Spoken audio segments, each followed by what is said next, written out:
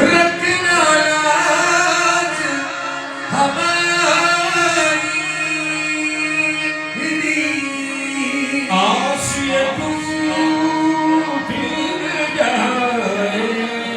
کس کو سنائے یہ دکھڑا بڑے زخم جگر پہ کھائے. جو اس سے پہلے انہوں نے پڑھا کوئی شبیر کا صدقہ اتارو حضرت امام حسین رضی اللہ تعالیٰ عنہ شہید کربلا کے بارے میں. حضور نبی کریم سرور کائنات صلی اللہ علیہ وسلم نے جن کے بارے میں یہ فرمایا حدیث مبارکہ کا خلاصہ ہے بلکہ حدیث مبارکہ ہے الحسین و منی وانا من الحسین، میں حسین سے ہوں اور حسین مجھ سے ہے. ایک اور ترمذی شریف کی حدیث ہے کمثلاً سفینۃ النوح مثلاً اہل البیت، میری اہل بیت میری آل کی جو مثال ہے وہ نوح علیہ السلام کے سفینے کے جیسی ہے.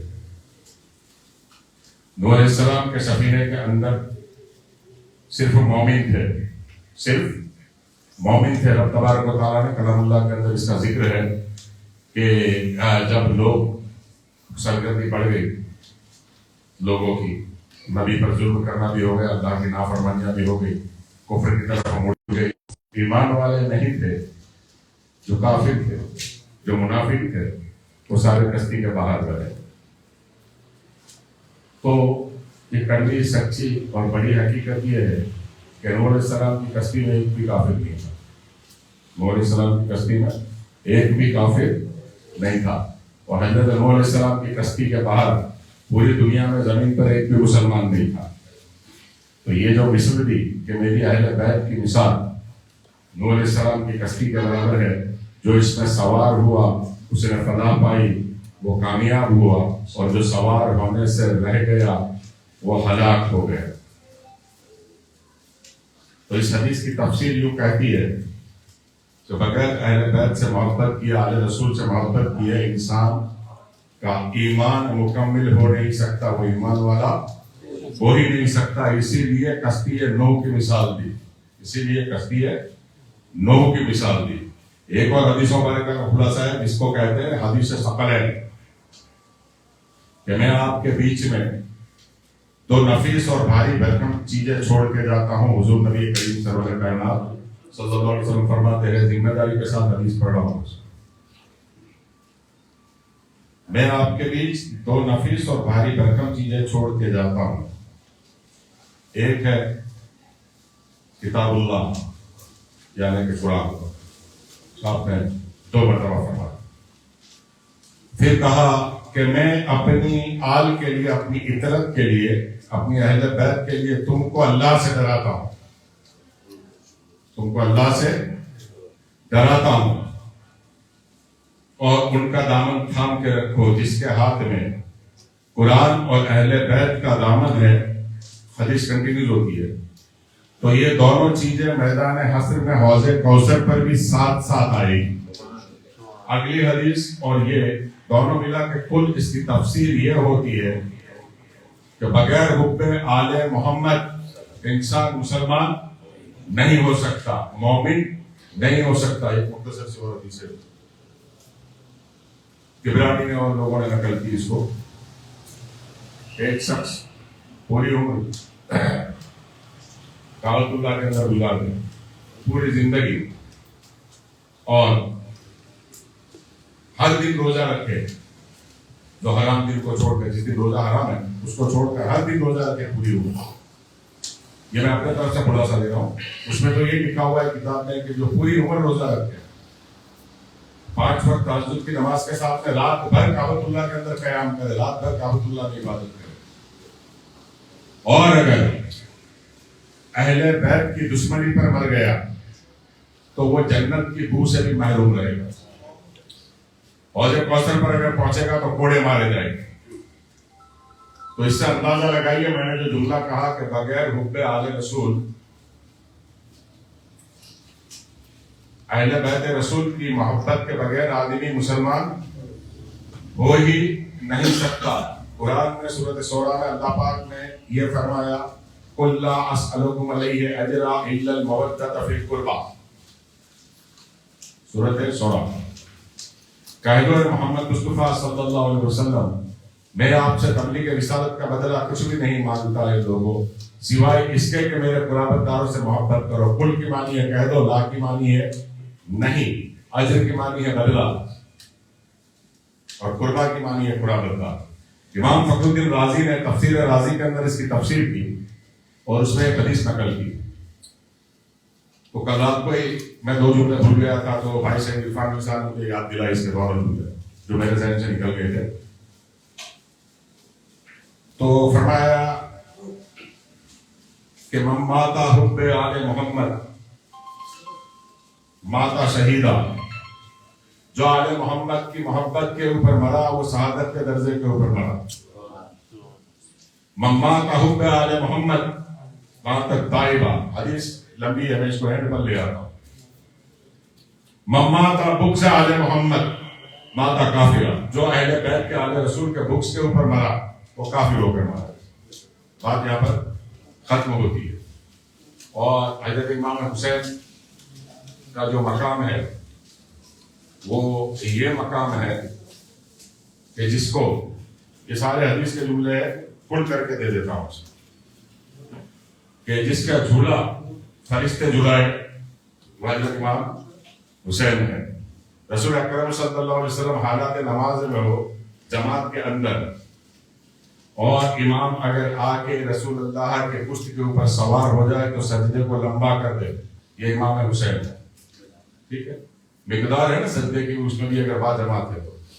اور اگر منبر پر کھڑے رہ کے خطبہ پڑھتے ہو اور دیکھ لے کہ مسجد کے باہر امام حسین آ گئے ہیں تو خطبے کو چھوڑ کر مسجد سے باہر جا کر حسین کو اٹھا کر لا کر اپنی رانوں پر بٹھا کر جو خطبے کو ادا کرے وہ امام حسین ہے. اور بچپن کے عالم میں دوسرے خلیفہ حضرت عمر بن خطاب رضی اللہ تعالیٰ عنہ خطابت کر رہے ہو منبر کے اوپر سے خطبہ دے رہے ہو، اور بچہ حسین آ جائے اور آ کر یہ کہہ دے کہ اے عمر یہ منبر جو ہے یہ میرے بابا کا ہے، تم یہاں سے اتر جاؤ. ذمہ داری کے ساتھ بات کی ادائیگی کرتا ہوں کہ منبر سے اتر جاؤ، تم وہاں جاؤ جہاں آپ کے بابا کا منبر ہو. تو جب مولا کائنات روکے تو حضرت عمر یہ فرمایا کہ علی یہ میرا اور حسین کا معاملہ ہے، اور عمر منبر پر سے نیچے آ جائے، گھٹنوں کے بل بیٹھ جائے اور پھر کہے کہ شہزادے دنیا میں منبر جہاں بھی ہوگا وہ آپ کے بابا کا ہوگا. عمر تو وہ ہے کہ جس کے سر کے بال ہے وہ بھی تیرے بابا کے احسانوں کا صدقہ ہے، اور سر پر بال نہیں ہوتے. میرا باپ جب مجھے اونٹ چلانے کے لیے بھیجتا تھا تو میں 6 اونٹوں کو سنبھال نہیں سکتا تھا. عمر وہ ہے. اور آخری بات حسین کیا کہ بچپن کا عالم ہے. حضرت عمر کا بیٹا عبداللہ اور علی کا بیٹا حسین رضی اللہ تعالیٰ بچپن کھیل رہے ہیں. بیچ میں یہ طے ہوا کہ کھجور اتارو، تو عبداللہ کھجور کے پیڑ کے اوپر چڑھے. بعض اوقات لوگوں کو لگتا ہے کہ یہ آل رسول جو ہے یہ ہمارے ساتھ ناانصافی کرتی ہے یا ہم پر ظلم کرتی ہے، تو ان کو وارننگ کے طور کے اوپر یہ ہے ایسا. ہماری ہندوستانی زبان میں چیتونی کہتے ہیں اس کو. کیا اس نے ایسا کر دیا، اس نے ویسا کر دیا، اور یہ آل رسول ہے. تو جو کھجوریں اترنے کے بعد میں چند کھجوریں کچی پکی عبداللہ کو دے دی، اور باقی کھجوریں حسین نے لے لی اور کہا تم جاؤ. تو کہا یہ تو انصاف نہیں ہوا. تو حسین نے کہا بھائی تو ہے کون، کس بات کا انصاف؟ تیرا آبا یعنی کہ آپ کے والد جو ہے وہ میرے بابا کے گھر کا نوکر ہے. اب حضرت عمر کے قصے مشہور ہے کہ حضرت عمر کا جلال مشہور ہے، ساری باتیں مشہور ہے. عبداللہ کو اس بات کے اوپر فخر تھا، میاں عبداللہ، کہ میں تو عمر کا بیٹا ہوں. تو وہ روتے ہوئے پہنچے حضرت عمر بن خطاب رضی اللہ تعالیٰ عنہ چند لوگوں کے ساتھ میں بیٹھے ہوئے تھے. کہا یا آبا کیا ہوا؟ کہا یہ کھجوروں کے معاملے میں ایسا ایسا ہوا، اور اوپر سے حسین یہ بولتے ہیں کہ وہ جو تیرا والد ہے ہمارے بابا کے گھر کا نوکر ہے. تو کہا بیٹا حسین ایسا کہہ نہیں سکتے. تو کہا بالکل کہا ہے. بولے کاغذ قلم دعوت لے جا اور لکھوا کے لے کے آ جو حسین نے ایسا کہا ہے. لکھ دیا کہ عمر ہمارے بابا کے گھر کا نوکر ہے, نماز فرض ہے, روزہ محسر اولی پرسیز نماز بور, مگر اس دور میں کوئی عمر جیسی نماز تو ادا کرنے والا نہیں ہوگا نا, تو اس کو اپنی نمازوں کے اوپر ناز نہیں ہوا. جو جہاد کے اندر زخم کھائے اس کے اوپر ناز نہیں ہوا. ناز کس بات پر ہوا؟ وہ آل رسول کا بچہ جس نے یہ لکھ کر دے دیا کہ عمر میرے بابا کے گھر کا نوکر ہے. تو جب حضرت عمر کے پاس میں وہ کاغذ پہنچا تو کاغذ انہوں نے لوگوں کو دکھایا, پرچی, کہ مسلمانوں گواہ ہو جاؤ, یہ ابن رسول حسین نے لکھ کر دیا ہے کہ عمر رسول اللہ کے گھر کا نوکر ہے. میں جب مر جاؤں تو یہ میرے کفن میں میرے سینے کے اوپر رکھنا, یہ پرچی میری جنت کی ضمانت ہے.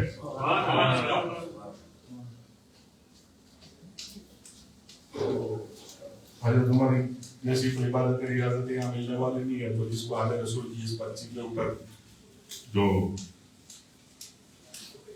منصوب کو اجازت دے تو ایک اور سنا مجھے سر بھائی اور ہمارے تو مطلب سنتے سناتے رہتے ہیں. حضرت امام جعفر صادق, کتاب کا نام ہے سوانح حیات 12 امام, اور لکھنے والے مولانا عبدالرحمن جامی رحمۃ اللہ, جو آج کل کے مولانا نہیں ہے, جو سارے ملا جامی دارالعلوم کے اندر پڑھائی جاتی ہے. کسی کو پڑھ کر آتے ہیں پھر کپڑا خرید دیتے ہیں. تو لکھتے ہیں کہ حضرت امام جعفر صادق رضی اللہ تعالیٰ عنہ کا زمانہ ہے, پڑوسی حج کے لیے جا رہا ہے اور جانے کے وقت ایک رقم دے کے جاتا ہے کہ ابن رسول یہ میں آپ کو امانت دے کر جاتا ہوں, واپس آ کے مجھے گھر بنانا ہے. جب وہ واپس آئے حج سے تو کہا بھائی وہ پیسہ نہیں ہے, تو پیسہ جو ہم آپ کے پاس میں رکھے ہوئے تو بولے کس بات کا پیسہ تھا؟ بولے مکان بنانے کا. تو بولے وہ پیسہ تو ہم نے خرچ کر دیا, مگر آپ کے لیے جنت کا ہم نے مکان خرید لیا. رب تبارک و تعالیٰ آپ کو جنت کے اندر لے لے گا. عقیدت مند لوگ تھے, ایمان والے لوگ تھے, حب آل رسول والے لوگ تھے. کہا حضرت اس سے بڑا سودا اور کیا ہو سکتا ہے. کچھ ہی دنوں چند دنوں کے بعد وہ بندہ مر گیا. تو حضرت امام جعفر صادق نے لکھ کے دیا تھا کہ ہم نے جنت میں اس کو گھر ادا کر دیا ہے, لکھ کے درجے میں دستاویز کر دیا. جب مر گیا تو اس نے کہا تھا کہ بھائی یہ میری قبر کے اندر رکھ دینا. پھر دوسرے دن ہمارے یہاں بھی لاتے تو وہاں بھی دفنانے کے بعد لوگ قبر کے اوپر پہنچے تو وہ کاغذ اوپر پڑا ہوا تھا جو قبر کے اندر رکھا تھا. تو جو کاغذ تھا وہ پرچہ اوپر پڑا ہوا تھا. تو ظاہر ہے جائے گا کوئی ایک عالم بھی ساتھ میں ہوگا جو فاتحہ دعا کر سکے.